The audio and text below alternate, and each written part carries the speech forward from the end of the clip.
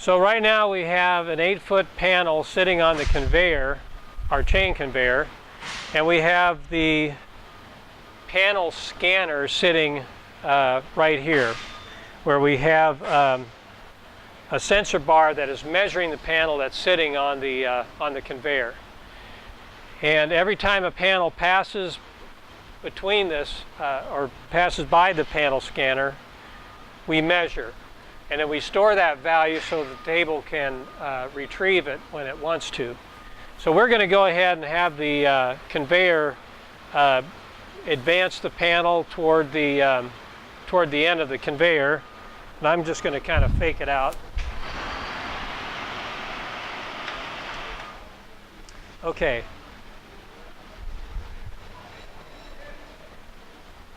So at this point we can adjust the table.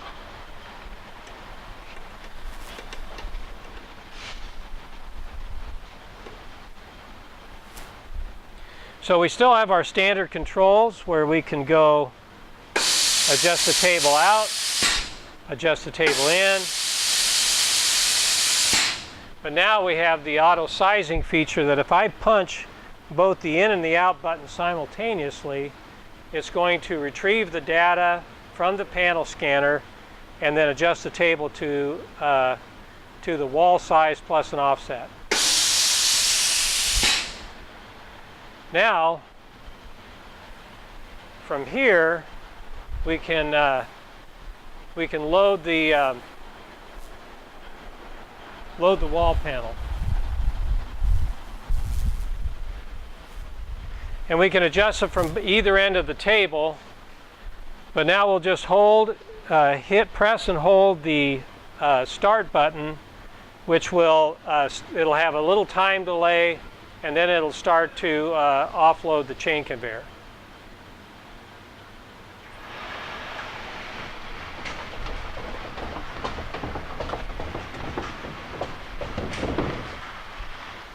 Now I can load the panel the rest of the way by hand. Back up against the stops. Or try to. And then we can just take the table in until it clamps. Now at this point the table is clamped up against the panel and it knows where it is. So as soon as I activate my SpaceFire like I normally would on a standard table, the fire carriage is going to adjust to its position before it drops.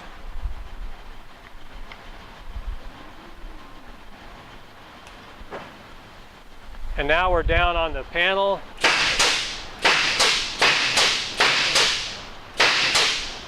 And it adjusts like normal.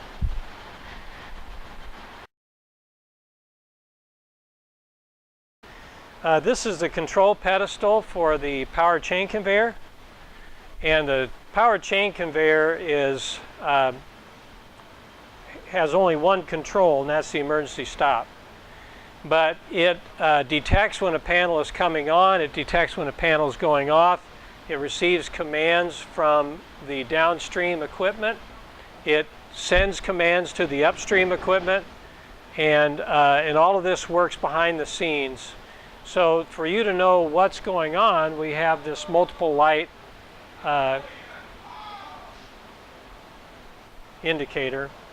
And when it's green, that just simply means the conveyor is empty and ready to receive a panel. When the flashing yellow light occurs, then that means that it's loading a panel. And when the panel gets all the way to the end and trips the sensor at this end, then you have a solid yellow light, meaning that it's full. And so now when it receives a command from the downstream equipment to go, once again the light will blink yellow until it's empty, and then it turns green. So just at a glance you can tell what state the conveyor is in. Even if it's empty, if there's some sort of problem, you'll know by the status what it thinks it is, at the very least, and what's going on. If you e-stop it, then we get the red light. And that just means it's stopped. If there's a fault, the red light will flash. And a fault would occur if we have a motor error or, well, yeah, just a motor error. So that's basically the status of the light column. And like I said, the conveyor works basically behind the scenes and just performs its function.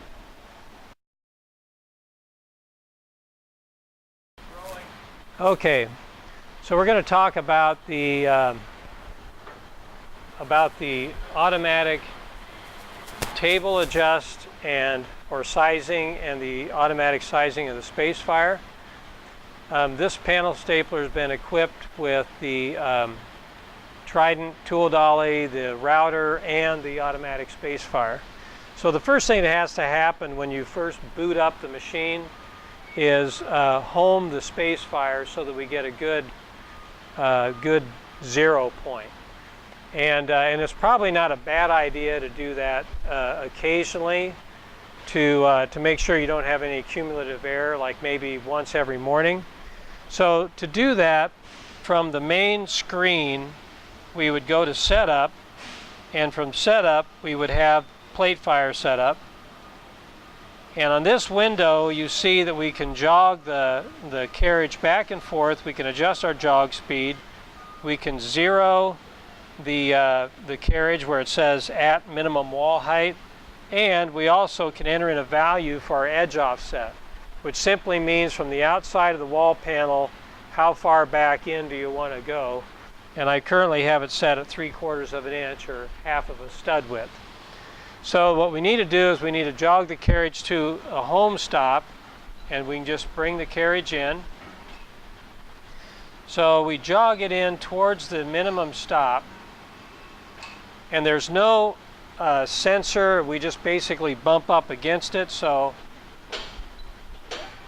when you hear the stepper click, you know that you are bottomed out.